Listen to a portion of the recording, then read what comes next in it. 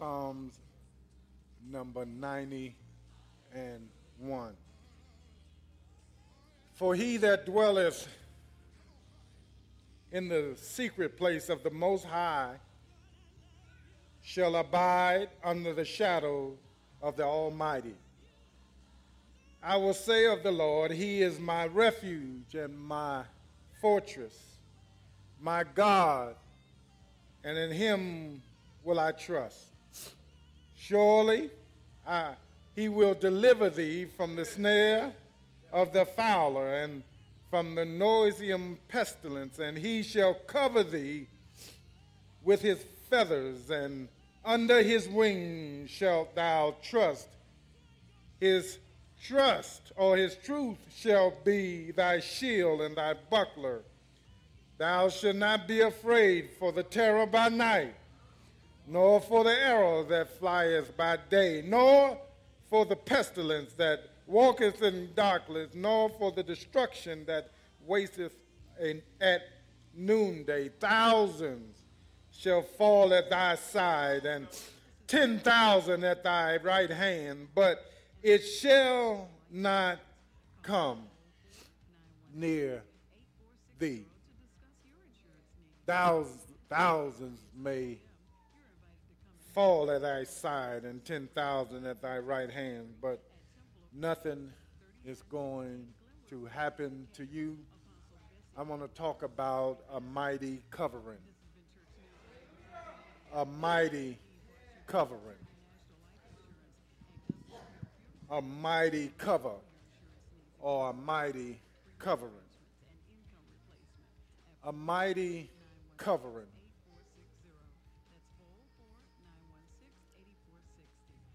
The young man in our hearing this morning has just told us about a touch from God.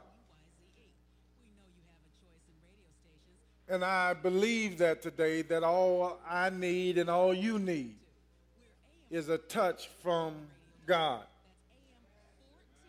But I'm here to tell you, after you get that touch from God, you will be changed.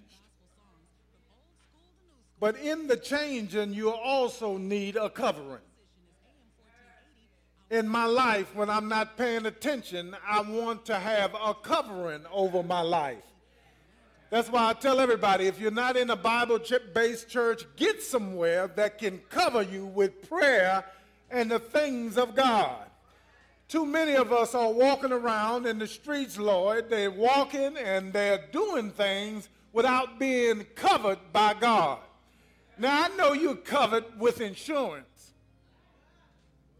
I know you have Allstate, or you may have State Farm or some other Geico or some other generic brand of insurance, but I'm talking about a covering that is a spiritual covering. There's too many of us that have Allstate, but it's not enough of us that have a covering from God. That means I'm covered for any catastrophe and any danger that comes in my life. I'm ready to face anything that happens in my life because God covers things that are seen and unseen. In other words, God just don't look up the street, but God has the ability to look round the corner. See, we have the ability to only look one way, but God knows what you are going to face before you even faced it. God knows what you were going to encounter before you even started encountering it. God knows who you was going to get involved with before you got involved with the no good Negro.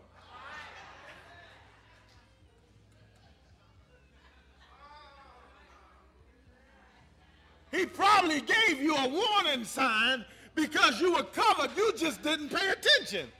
Don't you know before you get to the stop sign, there is a sign that's either telling you to stop, or there's a sign that tells you to slow down. There's a sign that's telling you to yield.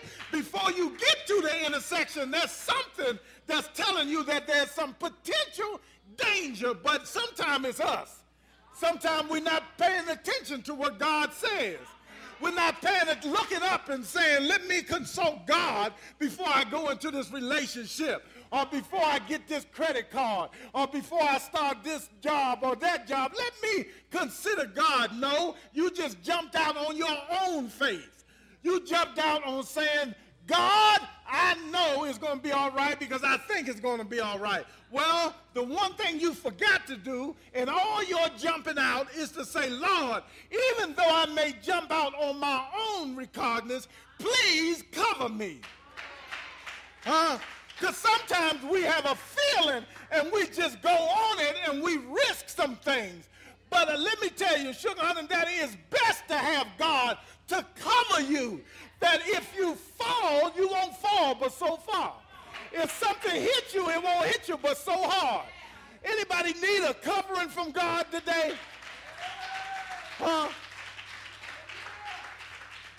That's why you've seen so many cars up against the guardrail.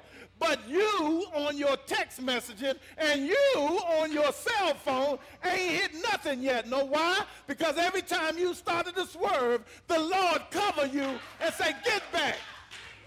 Every time you started to go off into somebody else's lane, you finished the text because the Lord.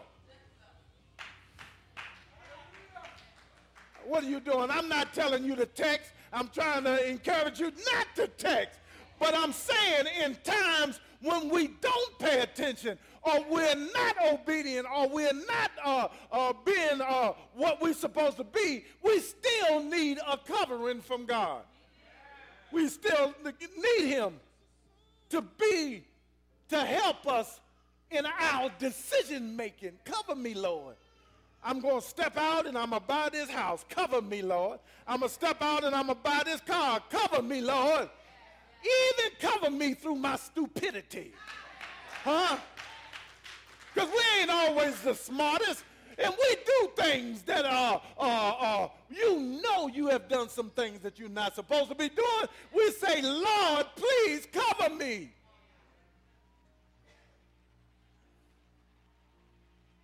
I need a covering from God because I don't know when I'm going to be at my worst. And I need the Lord to cover me so nobody can check me out when I'm at my worst. Why? Because my witness is at stake. Lord, please cover me. Because if I'm doing something that you don't approve of, how can you sit here and listen to me when I tell you don't do something that the Lord won't approve of? So I got to guard my witness. Lord, cover me and keep me always strong. Keep me from cussing somebody out. Y'all look at Pastor. Keep me from cussing somebody out. Know why? Because some of y'all can get past the cussing mad.